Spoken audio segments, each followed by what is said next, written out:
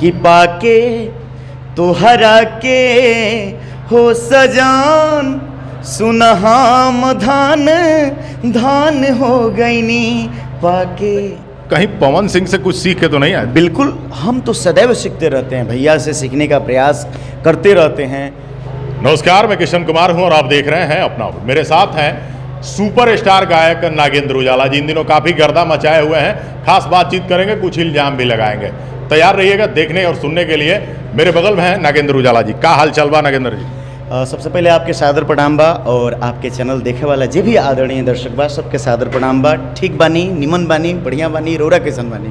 हम बढ़िया बानी। एगो बड़ा ही शानदार खबर चल रहा बा कि भोजपुरी जौना के सम्मान खातिर रहुआ दिन रात लागल रहिले, वो भोजपुरी आज क्रिकेट में कमेंट्री के रूप में चल रहा बा, सम्मान बढ़ल बा। का कहे?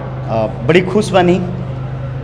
कहल जाऊँ नु कि दोहरा खुशी बा हमरा इली कि जौन वायरल होता नु जौन वीडियो, सबसे बड़हन बात बा कि अपने जिला के खिलाड़ी आदरणीय मुकेश जी ओमे बॉलिंग कर रहल बानी। ठीक बा, कमेंट्री भी गोपालगंज के रोबिन सिंह जी। हाँ, कमेंट्री भी गोपालगंज के रोबिन सिंह जी कर रहल बानी। आप भोजपुरी में बोला जाता बड़ा बढ़िया, माने एकदम का हम बताएं, एकदम आदरणीय के कोटि कोटि प्रणाम कर रहल बानी। नागेंद्र जी, आजकल बड़े गाने हिट चल रहे हैं, आपके बड़े शानदार गायकी कर रहे हैं और साफ सुथरे गाने कैसे हिट करा लेते हैं? आजकल तो बड़ा अश्लीले गाना खाली हिट होता है। नहीं सर, साफ सुथरे गाने भी हिट होते हैं। शुरू से हमारे आजकल साफ सुथरे भी गाने हिट हो रहे हैं। आज से नहीं, बहुत पहले से हमारे साफ सुथरे गाने हिट हुए हैं और आज भी हो रहे हैं। सब आप लोग का आशीर्वाद प्यार है, भोजपुरिया दर्शक का आशीर्वाद प्यार दुलार है। अभी तुरंते जो नाइल बा गनवा तनी दो लाइन सुना जी। धन धन हो गई नी, हम और शिल्पी राज जी जौन बा गौले बनी जा, बुलेट बिजोड़ जी लिखले बनी कि पाके तोहरा के हो सजान सुनहाम धान धान हो गईनी पाके।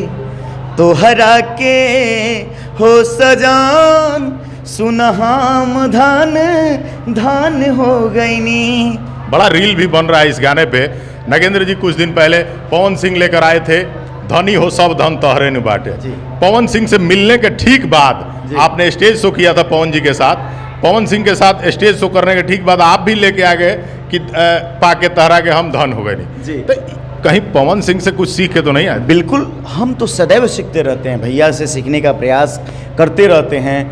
हमेशा जो भी स्टेज होता है हम उनके स्टेज को देखा करते हैं, प्रयास करते हैं कि हम भी कुछ करें, कुछ बेहतर करें। उनका गाना हमने सुना, वहाँ पर भी वो गाना जब हम गए वहाँ पे जो प्रोग्राम होना था आदरणीय पवन सिंह जी का, तो वहाँ पे ये इस गाने को लगातार कई बार जो है बजाया गया। ये कह रहे हैं कि धनी हो सब धन तोहरे ले बाटे। मैंने कहा कि कुछ अपोजिट कीजिए ना, हाँ लड़की कहेगी। तो फिर इन्होंने पंच लाइन बनाया कि पाके तोहरा के हो सजन हम धन धन हो गई नी। आपने और भी बड़ा गाना बनाया था, एक्के गो दिल मंगवैया हजार बा। उस गाने का भी बड़ा ही एक लंबा इतिहास बन गया और वो लंबे समय तक चलेगा भी। आपने बनाया कि आओ न लिख दी ओढ़निया पे नाम, उस गाने ने भी गर्दा मचा दिया। आपने चैत में क्या लेके आ रहे हैं? चैत में एक गाना रिलीज हुआ है R9 भोजपुरी से। एक लाइन हो जाए। रामा हो रामा ए रामा रामा रामा हो रामा, चैत में तेज लागे घामा, अरे रामा हो रामा। इतना साफ सुथरा गाना। इस गाने के गीतकार कौन है? इस गाने के गीतकार अर्जुन शर्मा जी हैं। कहाँ से इतने गीतकार पकड़ के लाते हैं जो खाली साफ सुथरा गाना लिखते हैं?